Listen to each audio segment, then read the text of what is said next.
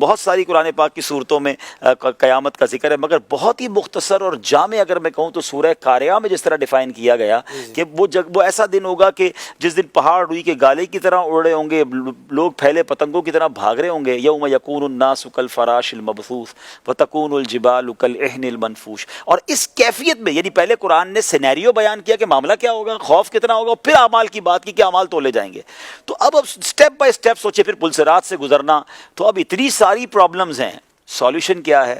سبحان اللہ، بریلی کے تاجدار ہمیں سمجھاتے ہیں اعلیٰ حضرت کہ ٹھیک ہے پیاس لگے گی مگر ٹھنڈا ٹھنڈا میٹھا میٹھا پیتے ہم ہیں پلاتے یہ ہیں۔ ٹھیک ہے نامۂ اعمال تولے جائیں گے مگر اپنے کرم سے ہم حلقوں کا پلہ بھاری بناتے یہ ہیں۔ ٹھیک ہے پل صراط سے گزرنا ہے مگر سلم سلم کی ڈھارس سے پل سے پار چلاتے ہی ہیں۔ ماں باپ چھوڑ دیں گے تو ماں جب اکلوتے کو چھوڑے آ کہہ کے بلاتے، یعنی سمجھ یہ آتا ہے کہ ہر پرابلم کا سولوشن جو ہے سرکار دو عالم علیہ السلام کی ذات میں ہے۔ اب جو ان کے قریب ہو گیا، پیاس لگے گی آقا کے ساتھ ہوگا، وہ جام کوثر پلا دیں گے۔ پل صراط سے گزرنا ہوگا، وہ گزروا دیں گے۔ اعمال نامے ہلکے ہو گئے تو اپنے کرم سے بھاری کر دیں گے۔ تو یہ قریب ہونا actually the need of that time, قیامت کے دن ہم سب کے لیے ضروری ہے کہ ہم نبی پاک کے قریب ہوں۔ اور ایک اور میں عشق والی بات کروں اشفاق بھائی، ایک شعر بچپن سے سن رہے تھے مگر میں ایک بار وہ روایت پڑھ رہا تھا قیامت کے حوالے سے، تو اس میں آیا کہ جو نبی پاک علیہ السلام کو لواء الحمد عطا کیا جائے گا نا، یہ سینکڑوں میل، یعنی اگر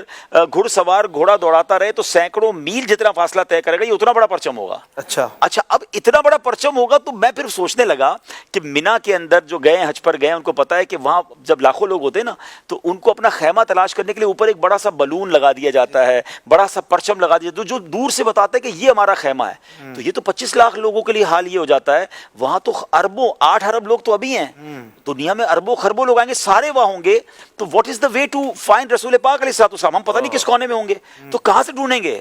تو سیدی امام حسن مولانا حسن رضا خان صاحب کو شعر مجھے اس وقت سمجھ آیا کہ مقام خسرو دی دور کے غلاموں کو، مقام خسرو دی دور کے غلاموں کو لوائے حمد کا پرچم بتا رہا ہوگا۔ وہ پرچم بتائے گا کہ پیارے آقا وہاں چلو چلتے ہیں نبی پاک کے پاس۔ اچھا پرچم لگانے والوں تمہیں مبارک ہو جو ماشاءاللہ میلاد کے پرچم لگاتے ہیں، قیامت کے دن بھی ایک پرچم ہوگا جو نبی پاک کی نشانی دے رہا ہوگا۔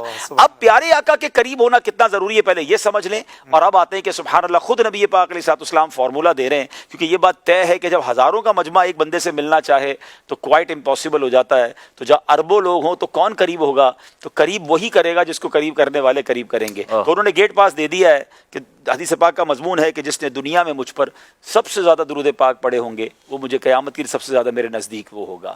The most closest amongst you on the day of judgment، وہ وہی ہوگا جس نے مجھ پر زیادہ درود پاک پڑھے ہوں گے۔ تو میں ایک تصور بھی پیش کرنا چاہتا ہوں ناظرین کو، کبھی کبھی آنکھیں بند کر کے تسبیح لے کر جب واک کر رہے ہو نا تو درود پاک پڑھے، ایسی جگہ ٹکرا نہ جائیں، یا آنکھیں نہ بھی بند کریں، امیجنیشن کریں کہ میں جتنے درود پاک پڑھ رہا ہوں نا اتنے قدم اپنے آقا کے قیامت کے قریب ہو رہا ہوں۔ ایک قیامت کا منظر ہے، ایک بہت بڑا کراؤڈ ہے، پیارے آقا کہیں جلوہ فرما ہے اور مجھے نبی پاک کے پاس جانا ہے۔ ہر درود مجھے ایک قدم میرے آقا کے قریب کر رہا ہے۔ آپ یقین کریں تسبیح رکھنے کو جی نہیں چاہے گا کہ یار تھوڑا اور قریب ہو جاؤں، تھوڑا اور قریب ہو جاؤں۔ تو اللہ کرے قرب مصطفیٰ قیامت کے دن ہم سب کو نصیب ہو۔